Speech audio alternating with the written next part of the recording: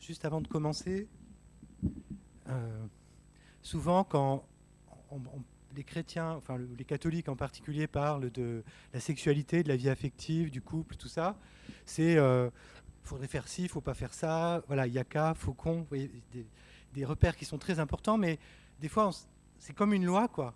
Et c'est pas très rigolo, quoi. Qu'est-ce que c'est? Et j'ai pas envie de parler de ça ce soir. On va y revenir dans les questions. Ce que j'aimerais, c'est donner une perspective, quoi. Dans quelle perspective on, quelle est la vision de la sexualité qu'on a comme chrétien, comme catholique, mais aussi plus largement comme chrétien. Voilà. Donc c'est pour nous mettre en chemin. C'est pas, voilà, je suis pas là pour la loi. On est là pour donner du sens, parce que c'est un lieu, comme on l'a dit, comme tu l'as dit, qui est un lieu de joie, de bonheur, mais de souffrance et des fois de galère et d'attente. Et c'est pas facile. C'est la croix et la résurrection. Et ce lieu-là, voilà, on le... Alors j'aimerais commencer d'abord. Qu'est-ce que vous voyez là? Qu'est-ce que c'est? Vous diriez quoi? Un couple? Ah, dans la... Hein? Ils se tiennent la main. Hein? Dans Genèse chapitre 1, Dieu créa l'humain, l'humain, et homme et femme, mâle et femelle, il les fit. À son image, à sa ressemblance. Ça, c'est le trésor de la création. Il y a quelque chose d'un reflet de Dieu, d'un trésor immense dans la création de l'homme et de la femme. D'accord? Alors le problème, c'est que on sait tous qu'il y a le mal dans le monde, pas simplement en Syrie ou je ne sais pas dans tout ce qui se passe, mais dans l'économie qui broie certains peuples. Mais le mal ne veut pas ça. Cette beauté, il veut la défigurer. Le mal veut la défigurer. Il veut la défigurer. Alors, comme cette image est défigurée, le réflexe des chrétiens, mais jusqu'à il y a encore quelques décennies, alors vous n'êtes peut-être pas élevés par ça, mais ça nous reste quand même, que ce soit le puritanisme anglo-saxon, le jansénisme français, le sexe, c'est sale. On se marie pour avoir des gosses, excusez-moi. Donc ça, comme c'est comme ça, faut le jeter. Bah, c'est voilà, le sexe, c'est pas voilà, il faut pas trop en parler.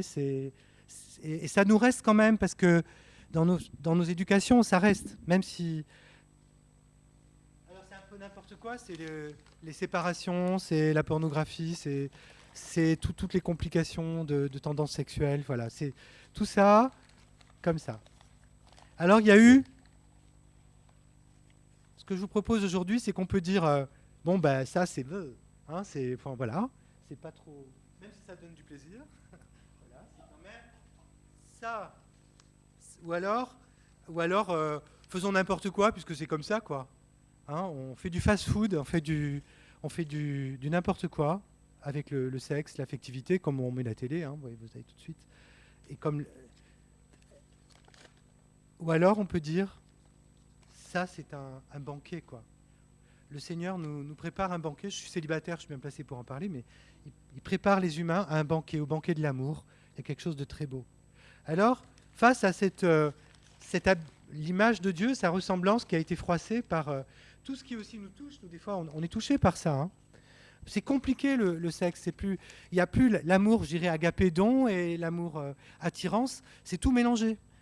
Et du coup, c'est pas facile à gérer, quoi. On est tous un peu. Il y a du parasitage et du truc qui est. Alors, il y a eu deux prophètes au fin du XXe siècle, dans les années 60, fin des années 50. Le premier, c'est le fondateur du magazine Playboy. Il a dit, bon, c'est comme ça, il a dit, mais c'est beau. Alors, il a mis des femmes toutes nues, bon, enfin, c'était un peu avec style et art, mais enfin, bon, il a dit non, non, ça c'est bien. Mais il l'a fait en réaction contre ceux qui disaient, bleu. Tu vois, voilà. On est chrétien, on parle pas, voilà, c'est un peu pas très propre, je sais pas, voilà, on est gêné par ça. Donc, il a réagi. Quelque part, il y avait de la santé quand même. Alors, la manière de la réagir, c'est qu'il a gardé le truc tordu, quoi. Il a gardé le truc qui est un peu tordu. Il y a un autre prophète, heureusement, il n'y a pas que celui-là, un prêtre polonais. Peut-être vous savez comment il s'appelle, ce prêtre polonais. Il est devenu Jean-Paul II. Alors, moi, je ne suis pas polonais, mais c'est Wojcika, Karol Wojcika, enfin, s'il y en a qui prononcent mieux, hein, qui, au contraire, a dit, mais ça, c'est merveilleux. Et il a passé une bonne partie de son ministère de pape, au début en tout cas, à compiler plus d'une centaine de catéchèses sur la théologie du corps. Alors, c'est mon premier point. Après, je donnerai quelques points plus pratiques qui peuvent plus nous aider dans notre vie affective ou la construction de notre vie affective ou la gestion. Mais là, donc, Jean-Paul II a dit, mais non, ça, voilà, il y a une bonne nouvelle, c'est qu'il y a un salut et que la sexualité, c'est une bonne nouvelle pour les chrétiens. Et on a quelque chose de merveilleux à dire. Les autres, ils n'ont aucun sens, quoi. Le corps est un capteur de sens et puis on fait ce on essaie de maximiser son contentement ou sa jouissance. C'est ça un petit peu. Hein. Et c'est rien d'autre. Et tandis que ce que j'aimerais qu'on donne un peu, c'est du sens. Ça, c'est l'image de Dieu. C'est une icône, en fait, de deux choses très importantes.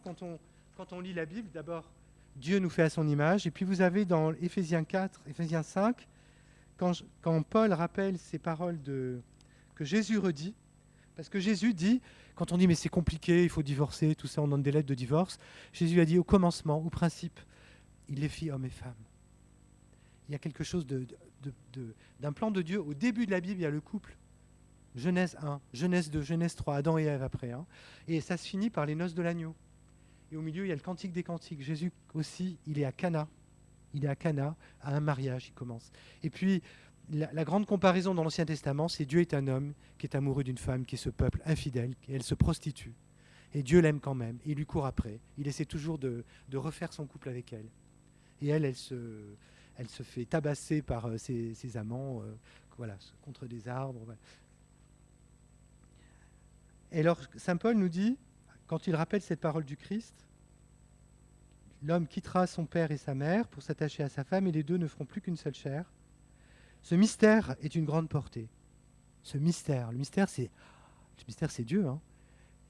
Il concerne le Christ et l'Église. C'est-à-dire que ce qui est derrière en jeu et que vous avez mission, qu'on a mission de vivre de manière différente, je dirais pour les célibataires et les gens mariés, c'est qu'on ait une image de la communion qui est dans la Trinité.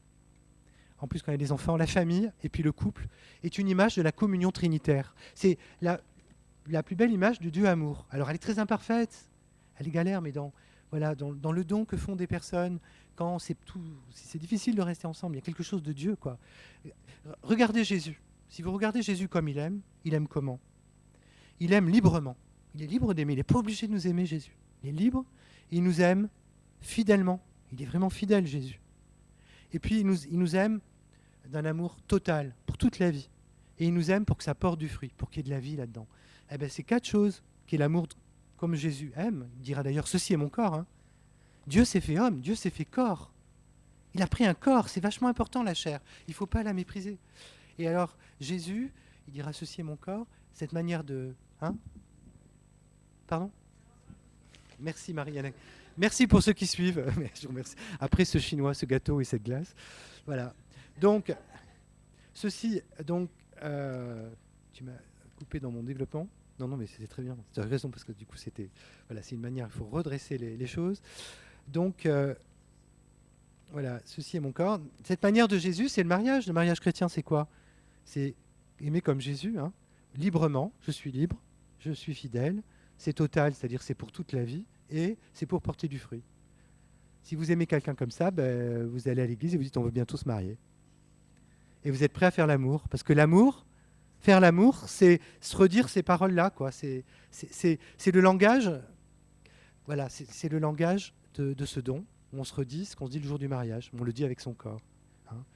Alors là, vous êtes porteur en vivant de l'image de Dieu. Et c'est important aussi parce que l'autre est l'image de Dieu. Je vais juste raconter une chose. Moi, le fait peut-être d'être célibataire comme ça, je me dis, mais je trouve que j'ai plus à chercher quelqu'un dont je tombe amoureux. Vous voyez ce que je veux dire? Parce que quand on veut tomber amoureux, on est assez difficile parce qu'on a son mythe un peu de la princesse charmante, du prince charmant, ou du film d'Hollywood, ou de Bollywood pour les Indiens. Et puis on regarde et puis on est hyper difficile pour trouver vraiment le match. Vous savez, prams. Alors que quand on est célibataire, on se dit, mais mais les femmes sont tellement belles, mais toutes les femmes sont belles, quoi. Enfin, et plus ou moins belles, mais il y a une beauté. Non, mais il y a une beauté plus grande. Je ne sais pas comment dire. Quand on n'est pas dans son truc de l'autre idéal qui n'existe pas, on se rend compte, mais l'autre, il est à l'image de Dieu. Waouh! Qu'est-ce que vous êtes. Et surtout les femmes, parce que les femmes sont belles. Enfin, ça, c'est le chef-d'œuvre de la création de Dieu, il faut le dire, hein, quand même. Voilà, mais voilà, s'émerveiller que l'autre est une image de Dieu. Peut-être vous trouverez plus facilement à tomber amoureux si vous dites, mais waouh, c'est une partie de l'image de Dieu. Peut-être il y a 2-3 boutons que vous ne verrez pas, ou les oreilles qui sont complètement comme ça, puis les yeux comme ça, mais vous verrez qu'il y a des beaux cheveux. Non, mais vous aurez souvent on a un regard difficile. C'est comme les news. On regarde que ce qui ne va pas. Excusez-moi, donc il n'y a pas beaucoup de choses qui vont bien dans le journal de 20 heures. Mais quand on a un regard positif, on trouve oh, mais ça élargit notre espace aussi. Hein. C'est une petite parenthèse. Donc on est à l'image de Dieu. Et donc le couple, pauvrement, est l'image de cet amour, il doit le porter. Parce que si personne ne s'aime comme couple et comme famille, on a beau avoir la Bible, c'est un peu vide, c'est que des mots. Excusez-moi, vous voyez ce que je veux dire? C'est des mots, mais ces mots, ils ont besoin de ce qui est dans la chair humaine, de ce qui se vit, pour dire Dieu nous aime comme un papa, comme une maman, comme un époux. Et surtout aussi, vous portez quelque chose en vous, vous êtes un signe de ce qui se passe entre Dieu et le monde. C'est-à-dire, avec votre petit copain, votre petite copine, enfin, si c'est sérieux, vous êtes, quelque part, l'image à la fois de l'amour de Dieu, Trinité, mais vous êtes aussi l'image de ce qui se passe entre Dieu et le monde. Toute l'histoire du monde, c'est le Christ qui essaie d'épouser l'Église et l'humanité. C'est Dieu qui aime le monde. Et ce mariage, ceci est mon corps, c'est l'Eucharistie, puis la croix. La croix, c'est la consommation du mariage. Bon, c'est un mariage qui est un peu hard, on n'en souhaite à personne, sauf dans certains films mexicains, je ne sais plus comment il s'appelle, là où elle est tuée dans un mariage, vous savez comment ça s'appelle? Hein, vous ne vous rappelez pas avec Uma Thurman, non, ça ne vous dit pas? Non. Kill Bill, ouais, Kill Bill, tu vois, c'est un peu... Mais là, donc vous êtes... Ce qui est génial, c'est que c'est pas simplement trouver quelqu'un pour pas être seul et puis que l'espèce continue en ayant des enfants ou, enfin, je sais pas, ou optimiser son petit rêve d'avoir une petite maison, une petite femme, une petite voiture, un petit boulot. Ou le contraire pour les femmes. C'est vraiment qu'on porte l'histoire d'amour en chair et en os, une Bible, on est une Bible ambulante, quoi. Et c'est pour ça que c'est sacré. Vous portez quelque chose de sacré. Et l'autre est le temple aussi fait partie de ce mystère de Dieu, quoi. Voilà. Donc il y a quelque chose, il y a un enjeu qui est vraiment colossal là-dedans. Alors il n'y a pas à avoir non plus une grosse pression parce que la pression qui dirait, moi je suis célibataire, j'ai tout raté, quoi. Parce qu'il y a une certaine pression aujourd'hui. Si tu réussis pas ton couple, t'es nul. Non, moi j'ai pas réussi mon couple, je suis pas nul. Excusez-moi. Ce n'est qu'une image de la réalité ultime. Quand Jésus, on l'interroge dans une histoire, c'est cette femme qui a eu 7 maris, et les Parisiens lui disent, mais de qui sera-t-elle la femme? Ah ah, on t'a coincé. Et Jésus dit, mais vous êtes narrow-minded, hein, vous avez vraiment un esprit étroit. Vous comprenez pas, dans le monde de la résurrection, on sera comme les anges. Enfin, pas tout à fait comme les anges, on aura un corps, mais on va pas être marié comme sur la terre pour l'éternité. On gardera l'histoire avec quelqu'un, mais on est d'abord fait pour être marié à Dieu. C'est ce que les célibataires vous rappellent. C'est que le mariage est aussi un signe qui désigne une réalité qui est ineffable. C'est ce qui se passera dans l'éternité, c'est ce qui se passe mystérieusement aujourd'hui là. Voilà. Et comme et moi je profite de ça pour faire une parenthèse. Des fois c'est long de vivre l'attente. Et je crois que quand on est célibataire en attendant, l'Eucharistie peut être un lieu fort. Parce que c'est le lieu où quelqu'un dit ceci est mon corps, pour nous aider à attendre et confier ça au Seigneur. Dans ce premier point, et après, on va vous distribuer. Est-ce qu'il y en a 2 qui peuvent distribuer ça?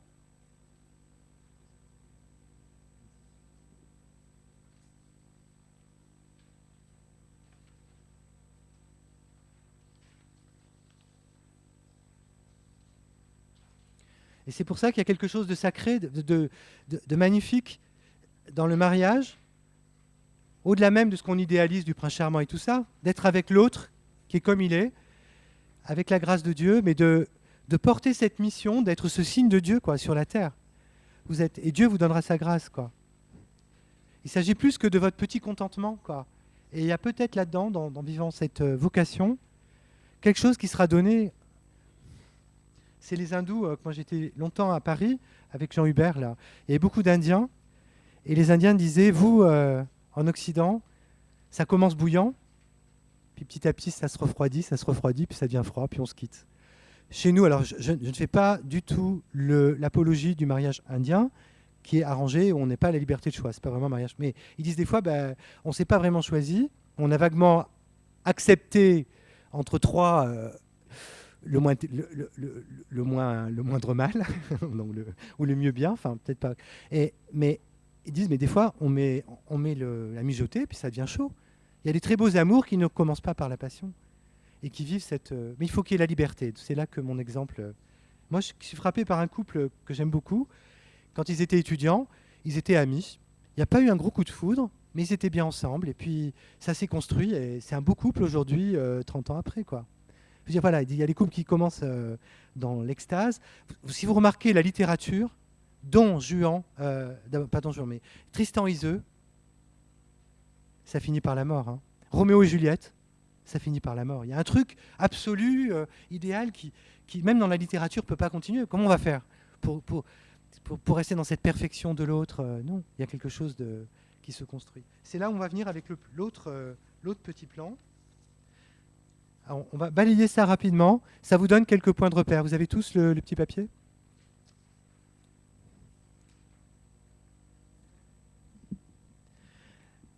Alors, je vais redire les 4 lois spirituelles. On avait dit qu'on les dirait à la fin, mais je vais peut-être les dire maintenant. Quand on parle de tout ce qui touche à notre sexualité, notre vie affective, il y a 4 attitudes chrétiennes, je crois. La première, c'est la bénédiction. Bénir Dieu et la beauté. Notre corps et notre sexualité sont créés par Dieu et sont image de Dieu. On a beaucoup de mal des fois à s'accepter.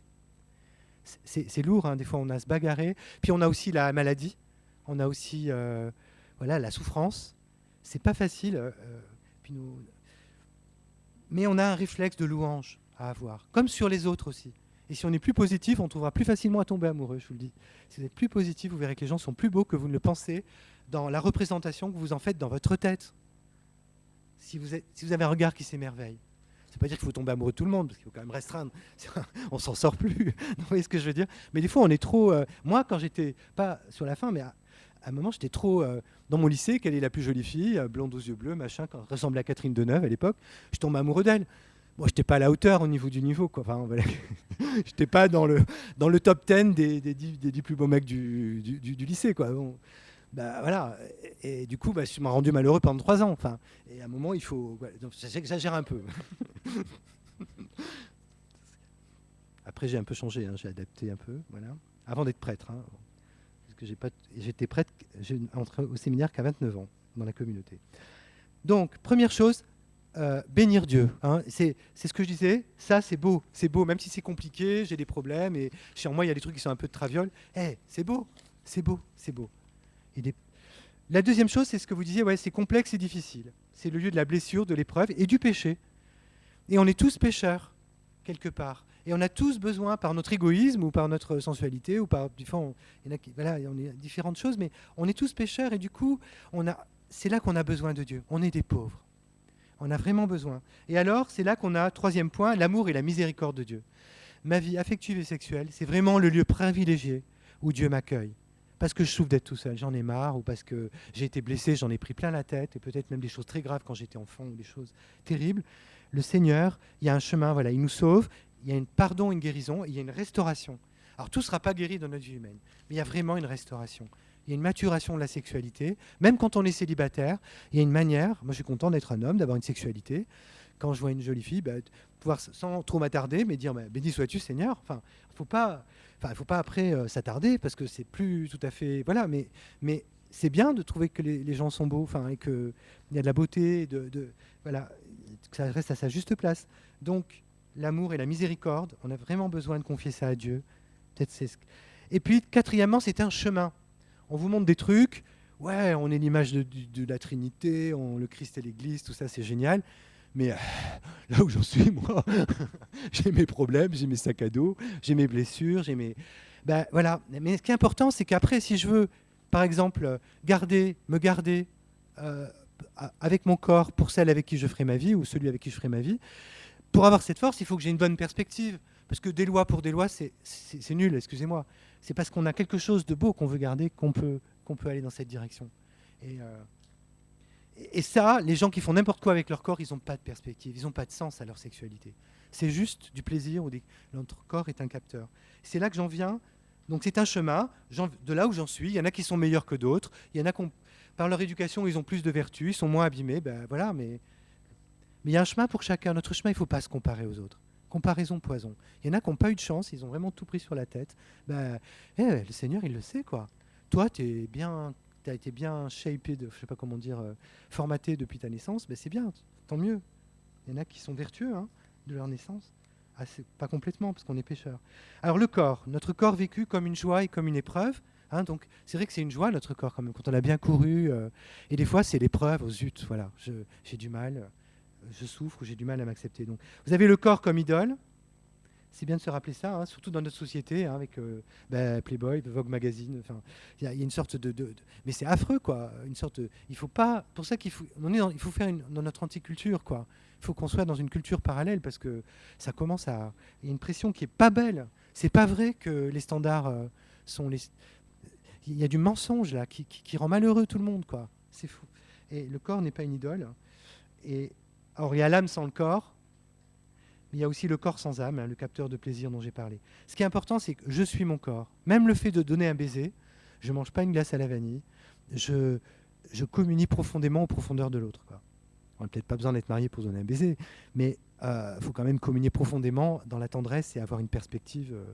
Vous voyez ce que je veux dire? Et notre corps, c'est moi, quoi. Je suis mon corps. Et donc, c'est pour ça que la sexualité, elle est grande et que je ne peux pas faire n'importe quoi. Je suis mon corps. Et d'ailleurs, pour tester l'amour de quelqu'un, moi, j'ai souvent eu en confession des jeunes qui viennent me dire, mais si je ne couche pas avec lui, il va me laisser tomber. La fille, elle avait couché, le type l'a laissé tomber, parce que c'était une glace à la vanille. Voilà. Elle aurait résisté, elle aurait vu si le type aurait pu assurer, s'il ne peut pas attendre. Il prend ou il se donne, le type ou la fille. Vous voyez ce que je veux dire? Alors je dis pas que c'est facile, moi j'ai pas de relation à gérer, donc c'est facile pour moi de parler de l'extérieur. Donc je peux me donner, prendre ou consommer. Le langage du corps. Notre corps est un langage, quoi. Je suis mon corps, donc, et je parle plus avec mon corps qu'avec ma bouche, parce que si je dis je me marie avec toi, tout ce qu'on dit le jour du mariage, on y viendra en conclusion. Si j'ai pas consommé le mariage, mon mariage, je peux vite le casser. Donc c'est vraiment le corps qui dit. En même temps, notre corps se trompe parfois, voilà. Mais le sens, donc, c'est être en relation avec les autres, l'altérité. Moi, je suis content d'avoir un corps, d'être un homme, parce que je ne suis pas tout. Je ne suis pas un homme et une femme ensemble. Du coup, ça me pousse à sortir de moi-même, ça me pousse à la relation. Pas forcément à la relation sexuelle, peut-être une relation fraternelle. Mais dans la relation fraternelle, c'est beau aussi d'avoir un corps. Moi, j'aime bien être avec des sœurs, parce qu'il y a quelque chose de féminin que je ne trouve pas chez les hommes. J'aime bien être avec des hommes, j'aime bien être avec des femmes. Là, j'ai fait un pèlerinage avec des célibataires consacrés de notre communauté. On était 4 sœurs et 2 frères, dont moi. C'était super d'être. C'était un grand cadeau d'être avec ces sœurs dynamiques, qui étaient belles aussi. Mais tout est ce qui reste, ça peut se vivre dans la chasteté, mais c'est bien qu'on soit hommes et femmes. Moi, je veux pas qu'on me coupe le machin, quoi, et que j'ai plus. Vous voyez ce que je veux dire? J'ai envie de le garder, même si des fois il faut gérer. Voilà, c'est ça. Voilà, je suis un peu. C'est pas enregistré, j'espère. Au point on en est. Bon. Ah voilà, merci. On essaie d'être naturel. Donc aimer, il y a l'histoire du couple, et puis la transmission de la vie aussi. C'est qu'il y a quelque chose de sacré parce qu'on transmet la vie. C'est pour ça qu'il ne faut pas complètement déconnecter. C'est tout un débat, on ne va pas rentrer là-dedans. Mais amour, c'est le lieu de l'amour et de la vie. Il y a quelque chose de sacré à ne pas déconnecter de manière trop grande parce qu'on arrive à des absurdités. Comme certains Grecs qui faisaient l'amour avec quelqu'un, puis ils avaient une bonne femme, excusez-moi, pour faire les gamins. C'est délirant, quoi. Il faut, voilà, c'est ce que l'Église cherche aussi dans ce qu'elle dit, qu'on garde ce lieu de l'amour et de la vie ensemble, quoi. Alors, hommes et femmes, alors c'est là que je voudrais dire deux choses, j'ai déjà un peu avancé. L'illusion de l'autre qui comblerait tout. Il y a une fois, c'était dans un magazine chrétien, je lis, alors c'était le Personné qui est un type qui s'y connaît pas mal en couple. Et il y a une femme qui disait « Père, je suis déçue. Mon mari n'est pas celui que je croyais. » Alors vraiment, le prêtre lui répondait, mais c'est normal, c'est pas le bon Dieu, quoi. Hein, l'autre vous décevra toujours. Alors c'est sûr, quand on tombe amoureux, l'autre c'est Dieu. Moi, j'ai beaucoup écrit de poèmes, de chansons quand j'étais, surtout au lycée et tout ça, même au début étudiant. J'ai déclaré mon amour en faisant une chanson, quoi. Ma chanson elle devait être assez nulle, parce que ça marchait pas toujours. Bon voilà, mais ou c'était un peu hard, enfin, ou c'était pas compris. Tu parles de qui, hein, de qui je parle? Non, je rigole. Voilà, mais il y a une sorte de... Voilà, mais il faut un peu d'idéal pour tomber amoureux, mais il faut en être conscient, quoi. Et c'est là que l'autre... Il n'y a que Dieu. Et c'est là que ça, ce n'est qu'un symbole. Le vrai désir, le plus profond, c'est celui de Dieu, qui est dit là-dedans. Dieu désire l'humanité. Et l'image, c'est le désir que j'ai de ma femme et la femme de moi. Il y a les deux couches, elles sont importantes, les deux, mais le désir de Dieu est derrière tout ça. Et donc, il n'y a que Dieu qui pourra me combler. Si je cherche Dieu en l'autre, c'est de l'idolâtrie. Je peux idolâtrer le sexe, alors là, j'idolâtre ça, hein, ou alors j'idolâtre, c'est une sorte de platonisme, d'idéalisme, romantisme, où je peux trop L'autre n'est pas mon idole. Enfin, excusez-moi, c'est là, voilà. C'était censuré parce que, voilà, on est bien performant à l'église pour censurer là. Voilà. Et puis alors le mythe des androgynes, c'est important ça aussi, c'est Xavier Thévenot qui rappelle ça dans un de ses bouquins que je vous recommande, Les Mirages de l'amour. Ça, lisez-le. Il nous a confié, c'est mon meilleur bouquin, il a dit, donc il a écrit beaucoup de bouquins, Les Mirages de l'amour de Xavier Lacroix, qui est un homme marié philosophe, qui était le responsable de l'Institut de la famille à Lyon. Et alors, il dit, souvent les couples, et si ça ne marche pas, c'est qu'on est dans le mythe grec des androgynes. Vous connaissez les androgynes? Les androgynes, viens ici, tiens. Il n'y a pas de risque, voilà. Donc un androgyne, plutôt de l'autre côté. Donc un androgyne, en fait, il a à la fois deux mains, enfin des bras, il a les sexes des deux côtés, enfin homme-femme, les deux, mais il a un seul boîte crânienne avec les deux visages. C'est-à-dire il est complet. Il est homme et femme. C'est le mythe. J'ai besoin de rien, quoi. Je suis à la fois homme et femme. Et alors, les dieux étaient furieux. Donc, pour punir les hommes, ils les ont coupés en deux. Pops. Ils ont sécaré, en latin, sectionné, sexe. Sectionné. Sexe, c'est hop, je suis qu'une moitié, je suis pas bien. Voilà, c'est ça en fait. Vous serez toujours un peu pas bien. Voilà. Et du coup, merci. Du coup, voilà. Alors, du coup, ce qui se passe, c'est que on croit. Moi, je croyais quand j'avais 16 ans, c'est un Anglais qui devait être un peu drogué, il me raconte, tu vois, on n'y a qu'une autre moitié de la pomme, il faut trouver la bonne. Ah bon, tu peux en aller. Alors on veut retrouver l'autre moitié. Bien sûr, au bout d'un moment, ça prendra 6 mois, une semaine ou 10 ans, on se rendra compte que l'autre n'est pas le... Et donc on va aller chercher quelqu'un d'autre. Et c'est là, mais parce que les gens ne savent pas, ça fonctionne en nous, ce truc-là. Et l'autre, il faut falloir l'accepter à un moment donné, qu'il ait des défauts. Et je vais aimer ses défauts. Il est temple du Saint-Esprit, mais je vais aussi aimer ses défauts, mais aussi ses qualités. Tout ça, hein. Il ne nous est pas demandé d'être Mère Teresa non plus. Hein, voilà. Le mythe, c'est clair ça? Donc ça c'est important parce que si en dénonçant ça, on tombe toujours là-dessus. Et beaucoup de gens sont amoureux et on peut perdre 5, 6 ans, 10 ans, 20 ans. Comme ça, et rester tout seul. Parce qu'on cherche l'autre moitié. L'autre moitié... alors c'est vrai que c'est... Ça ne veut pas dire qu'il n'y a pas quelqu'un qui me correspond plus. Attention, hein, je suis un peu dur, hein, mais il faut vous secouer aussi un petit peu là-dessus. Et puis qu'on ne restera pas non plus l'éternité collés ensemble. On sera frères et sœurs dans le ciel, on aura une histoire commune passée, mais on sera frères et sœurs. On sera mariés quelque part au Seigneur. Et les célibataires, on est là pour rappeler ça. On est là pour rappeler ça. Ouais. C'est les deux, il faut les deux. Il faut le mariage et le célibat consacré. Alors, quand vous êtes un peu entre, vous essayez de profiter un peu des deux dans l'entretemps. Et alors, je cite cette phrase de Claudel qui dit « Cet orgueilleux, l'homme, il n'y avait pas d'autre moyen de lui faire comprendre le prochain que de lui planter dans la chair. » C'est l'histoire des androgynes. Je suis incomplet. C'est même pas une affaire de sexualité au sens strict, c'est au sens large. Alors, aimer dans la Bible, ça c'est très important.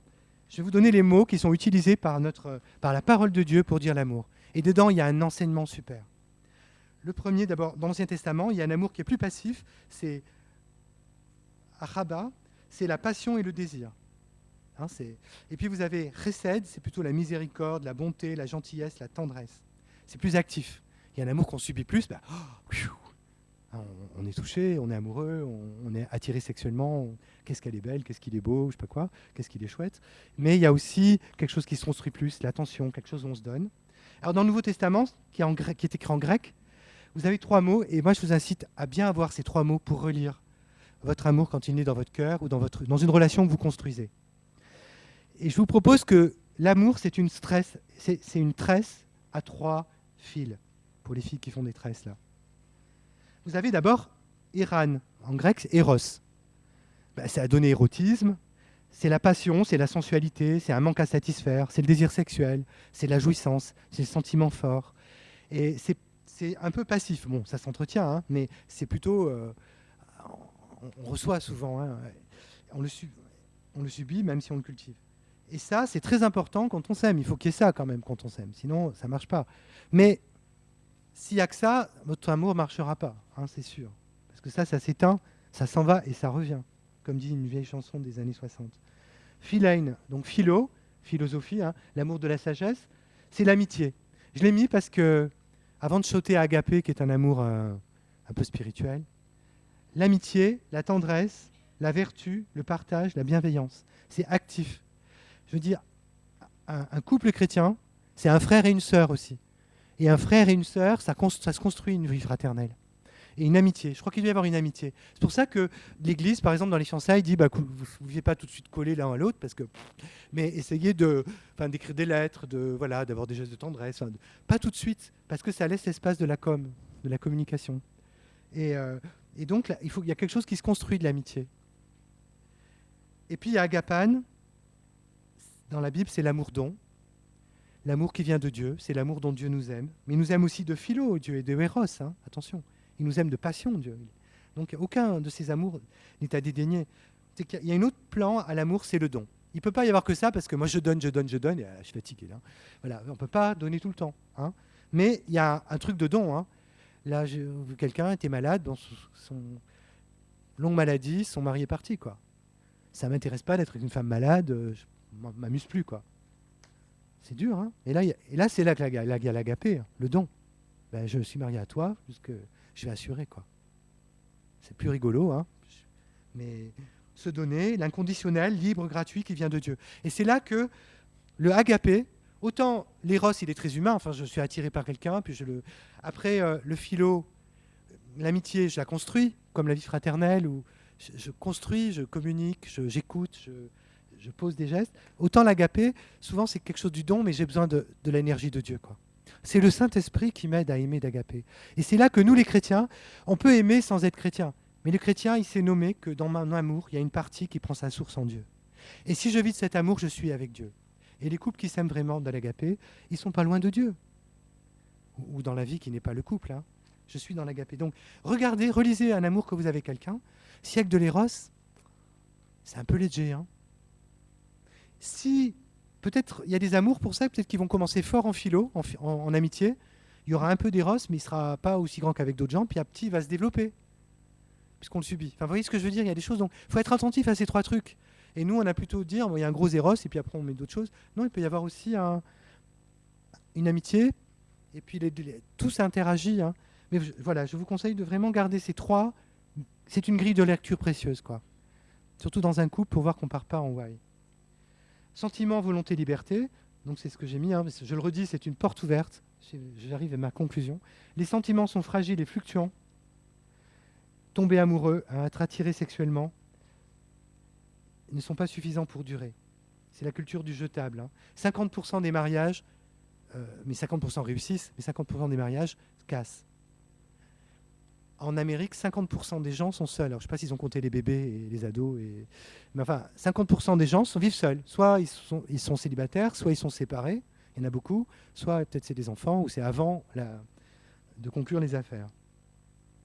Aimer, c'est en soi s'engager, voilà, décider, vouloir choisir. Le jour du mariage, on ne demande pas, ça va, tu l'aimes, tu la sens bien, elle est jolie. Non, mais dire, est-ce que tu veux? Oui. Hein, c'est ça qui va vous marier. C'est une décision. Aimer, c'est vraiment dans la Bible. Aimer, c'est une question de volonté, de décision. Pas une question de sentiment. Alors, il faut qu'il y ait des sentiments qui le portent. Hein. Et des fois, la décision peut aider les sentiments. Enfin, ça tout s'aide un peu. Hein. Pour ça, peut-être qu'il y a des couples qui ne sont pas choisis, puis qui arrivent. Alors, je ne dis pas qu'il faut. Il y en a que sûrement ça marche mal, mais il y en a qui peuvent marcher dans la suite parce qu'il y a cette volonté qui nourrit le système, quoi, qui est pas. C'est pas 3 fonctions indépendantes. Alors après, ah oui, je voulais vous raconter une histoire. C'est sur un campus américain. Alors en Amérique, ils sont très chrétiens, donc pour une conférence comme ça, c'était une messe. Le prêtre, il a 2000 étudiants devant lui. C'est les États-Unis. Hein.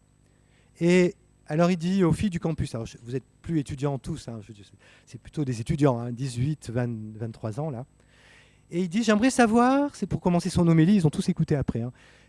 Les filles, là, cette semaine, à qui un garçon a dû vous dire qu'il vous aimait, ou qui vous trouvait chouette, qu'il a envie de vous connaître mieux, etc. Il regarde, 2000 étudiants, il y avait 5 ou 6 filles. Il dit, ah, c'est pas assez. C'est pas assez, les garçons, qu'est-ce que vous faites? Il faut demander plus. On sait qu'ils ont la trouille. Hein. Mais voilà, voilà, mais je vous dis juste ça pour provoquer. Enfin, ça ne veut pas dire qu'il faut demander n'importe comment, faites attention, mais c'est pour provoquer. Enfin, il faut aussi des fois se bouger. Quoi. Voilà. C'est une messe en Amérique, mais voilà, dont les étudiants ont gardé un bon souvenir. Alors après, je termine par des perspectives sur le mariage. Je vais reprendre des choses que j'ai dit. La notion d'alliance et de contrat. On vit dans une société contractuelle. C'est-à-dire, on s'associe, on est partenaire. Tu me donnes ça, je te donne ça. Le jour où l'autre partie ne me donne pas ce dont j'ai droit, je mets fin au contrat. Le mariage n'est pas un contrat. Même s'il peut y avoir un contrat de mariage pour des raisons matérielles, financières. En cas de divorce, il faut le prévoir. Hein. Mais le mariage est une alliance. Une alliance, c'est que je suis avec toi. Par exemple... et ça, on ne l'a pas fait. Je sais pas si mais par exemple, les Polonais, on ne les a pas défendus quand les Allemands sont venus les manger. On était en alliance avec eux, on les a trahis. Normalement, si je suis en alliance avec les Italiens, si les Italiens sont attaqués, les Français, on va mourir pour eux, quoi. C'est l'alliance. Aujourd'hui, je dirais non, non, non, parce que voilà. Et c'est ça le mariage. Le mariage est une alliance, un engagement, un pacte, quoi. C'est à la vie, à la mort, quoi. On compte sur l'autre. Et c'est pas un contrat. Et le mariage, je rappelle ces 4 piliers que j'ai dit de l'amour du Christ. Hein, quand on regarde l'amour du Christ et on les retrouve. Donc quand vous pouvez dire ça à quelqu'un, vous pouvez y aller. Enfin, pas pour être amoureux et peut-être faire les premières approches, mais en tout cas, la liberté. Hein, je désire. Ça, c'est si vous êtes indécis, bah, il ne se passera jamais rien. Mais est-ce que librement, vous avez fidèlement, pour la vie, un amour total, c'est pour la vie, même s'il tombe malade l'autre. Et la fécondité, c'est-à-dire pouvoir faire quelque chose de chouette avec quoi. Une famille, des bébés, mais pas aussi construire quelque chose ensemble, un projet, un couple. Alors je termine par l'histoire que je veux vous laisser de la Bible sur la sexualité. Vous regarderez partout, je donnerai les références après ceux qui le veulent, mais moi je pense, quand je pense à la sexualité, je pense à une belle histoire, c'est celle de la Samaritaine. Je ne vais pas lire l'histoire, on n'a pas le temps, mais c'est ma conclusion. La Samaritaine, vous connaissez l'histoire de cette femme. C'est une femme elle a des problèmes avec sa vie affective et sexuelle, surtout à l'époque. C'est pas aujourd'hui avec Hollywood, et même plus qu'Hollywood. Hein, aujourd'hui, c'est un peu à la mode d'avoir eu 7 copains, 7 ou même des fois on fait des tableaux de chasse. Elle a 5 maris, 5 mariages, 5 divorces, et elle a un concubin. Pour l'époque, ça fait un peu tâche. Donc elle a un problème. Elle vient à midi en plein soleil chercher de l'eau. Dans les pays chauds, on sait qu'on ne va pas porter 10 kilos d'eau. 10 litres d'eau en plein soleil parce on est bon pour la douche, quoi. Donc il va leur retrouver de l'eau donc, si on veut se doucher. Donc ça va être compliqué. Donc elle va pas bien, elle a honte. Et Jésus, quand il la voit, et peut-être nous avec notre sexualité, c'est compliqué notre vie affective, nos désirs, c'est pas dans le jour c'est un peu compliqué. Qu'est-ce que lui dit Jésus? Comment ça va ta vie sexuelle et affective? Non, il dit pas ça. Il dit, tes péchés là, je peux te pardonner? Non, il parle pas des péchés. Et Jésus lui dit même pas, je veux te donner à boire autre chose. L'eau vive. Jésus lui dit, donne-moi à boire, j'ai besoin de toi. Quand Dieu nous voit, même si on a des groupes, notre vie affective et sexuelle, elle est un peu compliquée, il nous dit, donne-moi à boire, j'ai besoin de ton amour. Parce qu'on a aussi besoin de Dieu, on n'a pas besoin que d'un copain ou d'une copine, ou d'un mari ou d'une femme. On a besoin de Dieu, quoi. Et Jésus lui dit, donne-moi à boire. Et quelque part aussi, il la sort d'elle-même. Parce que le problème de notre sexualité, c'est qu'au lieu de nous sortir de nous-mêmes pour aimer, nous donner, elle nous replie sur nous-mêmes pour nous garder et nous enfermer. N'est-ce pas? Alors, il lui donne un truc génial. Au lieu lui-même de lui parler, je vais donner une eau vive qui remplace, qui va soigner. Elle la sort d'elle-même. Donne-moi à boire. Occupe-toi des autres. Voilà, c'est pour ça que quand on attend, c'est bien de notre sexualité, on ne peut pas encore la vivre dans le cadre du couple, mais on peut aussi être au service. On peut vivre l'Eucharistie, mais on peut aussi se donner. On peut vivre une petite vie de célibataire rapidement, pas trop longtemps. Mais puis ceux qui sont appelés au célibat, il y a aussi c'est une belle vocation, hein, le célibat. C'est une belle vocation aussi, hein, d'amour de Dieu, d'attente, aussi de croissance humaine. Moi, je crois qu'on peut grandir humainement en étant célibataire consacré. Il faut qu'il y ait une communauté, il faut qu'il y ait des choses autour de nous qui nous aident. Alors, la Samaritaine, quand Jésus la voit, lui donne moi à boire. Et après, il lui parle de l'eau vive. Il lui parle de cet amour qui va la guérir. Et après, elle dit ouais, donne-moi. Il fait, oh, va chercher ton mari. J'ai pas de mari. Elle est gonflée. Hein. Et Jésus lui dit, tu as raison, tu n'as pas de mari, tu en as eu 5 et le 6e n'est pas ton mari. Donc tu as raison. Donc Jésus, délicatement, quand même, il met pas le truc en touche. Hein. On le met là, mais après, il va plus loin, quoi. Et c'est comme ça qu'il fait avec nous. Hein. L'amour de Dieu, il nous dit, mais t'es beau, je t'aime, sors de toi-même avec moi, on va faire les trucs bien. Voilà. Et puis on va t'arranger ça petit à petit. C'est ce que je vous souhaite à tous. Hein. Et que derrière, je vous invite vraiment à partager cette espérance du mariage chrétien. Les chrétiens, on invite au banquet du mariage. On n'invite pas à jeter ça parce que c'est... Nous, on est cathos, il ne faut pas parler de sexe et tout ça, c'est pas... Non. Et c'est pas n'importe quoi, on fait n'importe quoi et c'est nul, quoi. Franchement, c'est triste. C'est très triste, hein, la sexualité aujourd'hui. Et puis, beaucoup de gens souffrent parce qu'ils font pas non plus les... Tout le monde n'est pas des Don Juan. La plupart des gens, c'est très pauvre. Il y a beaucoup de misère et de souffrance. Et nous, on a reporté ça. Il y a quelque chose de beau, le projet de bâtir un couple en étant amis avec l'éros, avec l'agapé. Et on porte l'histoire de Dieu et du monde, le mariage de Dieu et l'humanité. Et que les célibataires pointent autrement en disant, voilà, on est au-delà du signe. Et puis de l'amour de Dieu. Vous portez l'amour de Dieu. C'est pour ça que le divorce pose un problème. C'est qu'il faut, l'Église, elle dit, mais gardez... Alors si vous ne le faites pas, on a droit à l'échec, hein, excusez-moi, hein, tout le monde a droit à l'échec, mais on ne peut faire qu'une fois ce mariage sacramentel parce qu'il est le signe que lui, Dieu, ne nous laissera jamais tomber, même si notre mari ou notre femme nous laisse tomber un jour. Amen. Donc, pendant quelques instants, si vous avez une question ou l'autre, toutes les questions sont permises. On vous a donné des papiers parce que ça vous permet d'être anonyme. Et tout genre de questions. Il y en a d'autres qui seront repris l'année prochaine dans les prochains Sophia Deo. Mais on va essayer avec Bénédicte, qui est conseillère conjugale aussi, qui est mariée, avec éventuellement même. Voilà, de répondre à vos questions dans une interactivité. Merci.